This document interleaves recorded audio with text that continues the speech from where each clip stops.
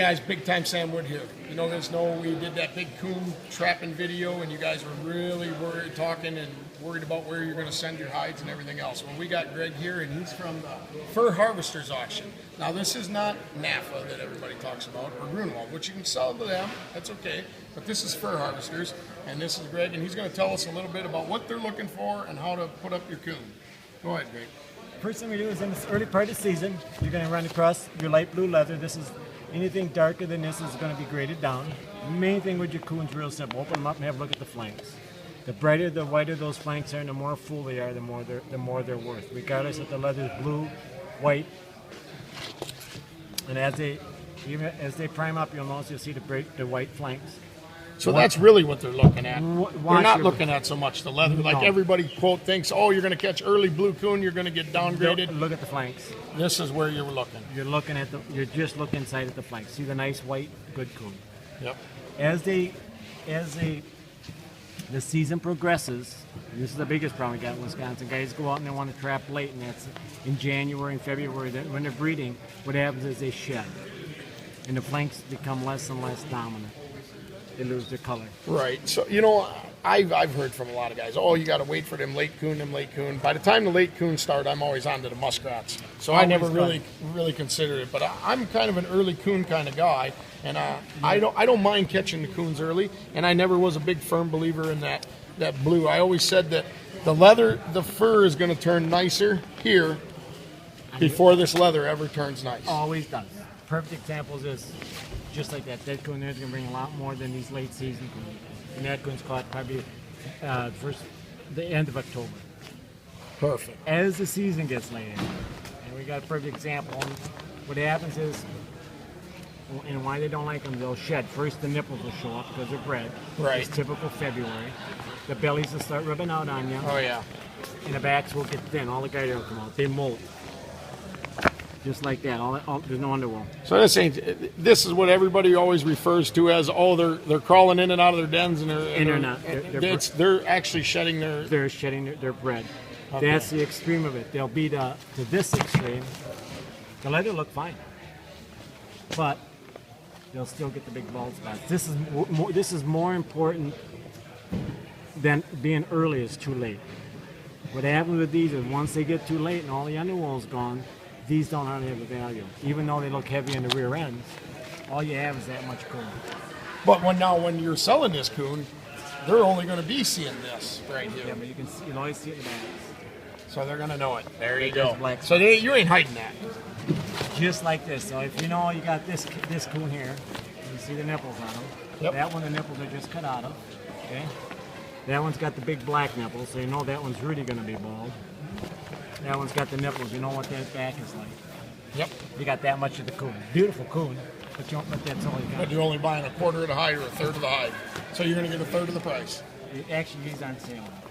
They're Section 3. Even though the leather's clean, they're Section 3. Just before they do that, you'll see that even though that one's got nipples, you see they're very small. They're very small. They don't have the big they don't have halo around them. Once they turn black, the value drops. The value drops, okay. And that'll vary from year to year. So all these guys that are telling you to wait till you get in them January, February days and you're going to get a nice warm day and you better get out there and pound them beautiful coon, they're basically full of shit. Yeah. You're going to end up with spring coon. Just these sows like that there, even though the fur is just as heavy, the only thing you're going to get on them, and this probably could be even in December, you're going to see some wood ticks here. And some weak spots. In a perfect world, they're all going to be like that. The neck, the rub, that does not hurt. They do not use the backs of the coat. These marks you see on these, yep. They're getting springy. That has no bearing on the value. I pay no attention to that. And now when you say you pay no attention, you are a fur grader for harvesters. Am I right? Yeah, great. Yep. When we get done grading them, they go right to the manufacturer. So there you go. I mean, we're getting this right from a guy who's going to be grading your coon if you send him to the fur harvesters, especially here in Wisconsin because you're out of Stoughton, right? We're out of Cambridge. Cambridge, right down that area. On your blemishes, anything that turns black doesn't have any fur to it. That's going to be bald when you're done. Anything that turns black, anytime you see a black mark, you're going to get downgraded. It's going to get downgraded. Light brown is not. Okay. light brown, and the fur is there. All it is just a blemish in the leather.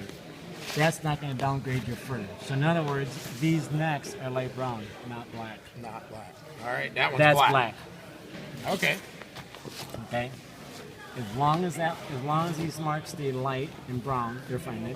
Anything in their shoulders is not of value because they don't use it. Looks Okay. like squirrel hiding. Right, the biggest problem we got in Wisconsin is the wood ticks. Wood ticks, yep.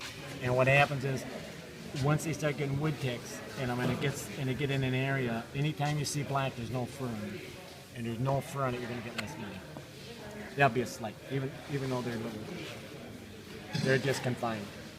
Now I see on. Oh, I thought that was hair poking through when somebody flushed them. Front, yeah, and the front legs, it does not make any difference. You can cut them off like that. You can leave them like that. What happens with the coon when we get done with them, right here, we're going to cut them off here.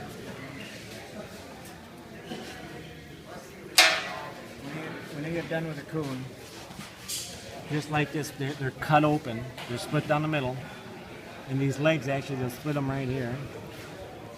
They'll split them on the side and it'll be a rectangle. So if you got these legs sticking out, we cut them off.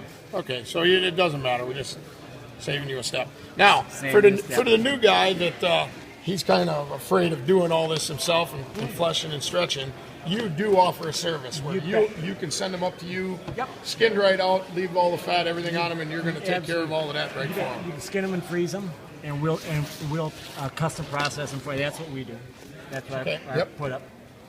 You can go to work and we do some in the carcass, but you got to call ahead if you're going to handle this. Okay, but mostly a guy, if you can't manage skinning out a coon, you shouldn't be out in the woods. No. At least you should be able to do is skin them, and then we'll get them. If you don't want to invest in all of the fleshing, or you're pretty scared of doing that, we can get that right to you. Yeah, and the biggest problem when you're buying boards is we'll talk about a 7.5 and 8 inch boards. Yes. There's nothing wrong with a 7.5 inch board if the shoulders are heavy. And you can see that's a 7.5 inch board, that's an 8 inch board.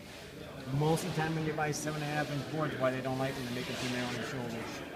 All right. You have a 7.5 inch board is fine. If this coon right here, even though it's 7.5 inches, okay? If that followed that all the way through and you left it on up here, that would be acceptable. I got 7.5 inch boards that are very acceptable. Okay. And I got 8 inch boards that the case trim like that. They come fan down to 8 inches that are not. So it's the board. The main thing with the boards is the shoulder's got to be 6.5 inches. All right, perfect. Well, we're going to put all your information up on the video so they can get a hold of you there. And I really appreciate you. I kind of learned from you. I learned the money cut from you and everything else. Yep, and I kind of learned about the early coon deal and everything from you. And every time I tell somebody, I get out there and pound them right from the start of the season to the end. And they say, oh, you're just wasting money. Well, now I got it right from a fur buyer's, a grader's mouth. That early coon, it doesn't affect it. You guys are just you're getting BS. What's happening is them old-time coon hunters and fur trappers are telling you to leave them early coon alone because they're out there getting them. And that'd be me. That'd be you. No, all right. And they do. There's nothing wrong. The one nice thing about your early coon is the color is there. I always said they're buying the fur, they're not buying the leather. And they're buying it, and your color. You can have great leather and shit fur, and you can have great fur and shit leather. All right, perfect. In fact, last year some of these light blue colors bought more than the All right. colored plate. Perfect. Thank you very much. Thank you.